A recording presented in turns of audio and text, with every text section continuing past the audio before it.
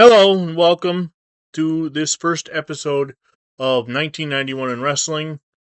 This is January 1st, Part 1. It's when we're going to take a look at the events.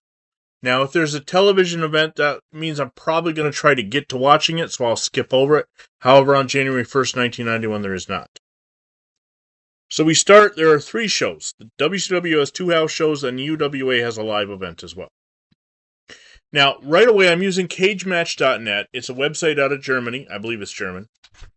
And it's a really awesome reference site for looking up anything from wrestlers in movies, matches, events.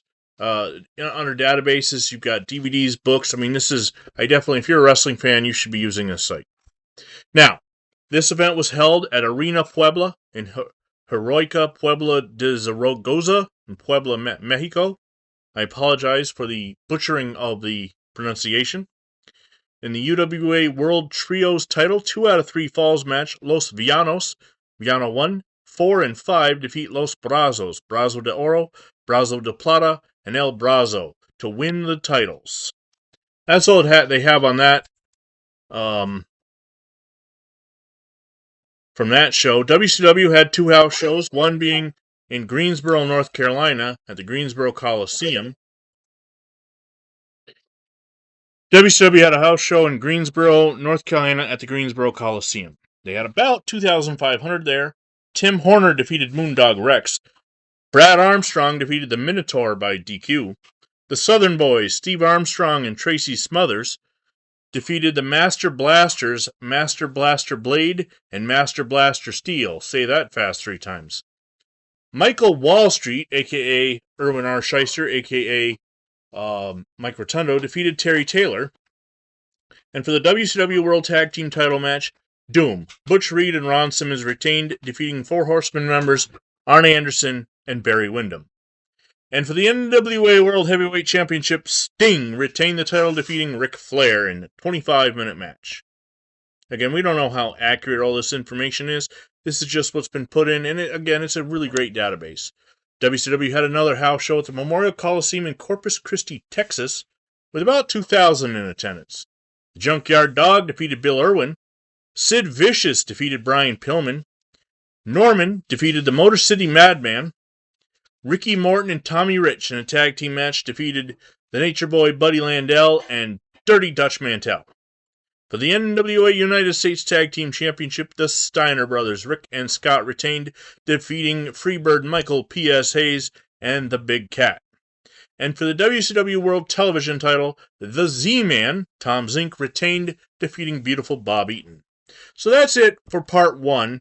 Real quick, I'm going to go over what will be in Part 2 on camera. Hello, and as I was saying, I'm going to talk to you about how the daily routine will go.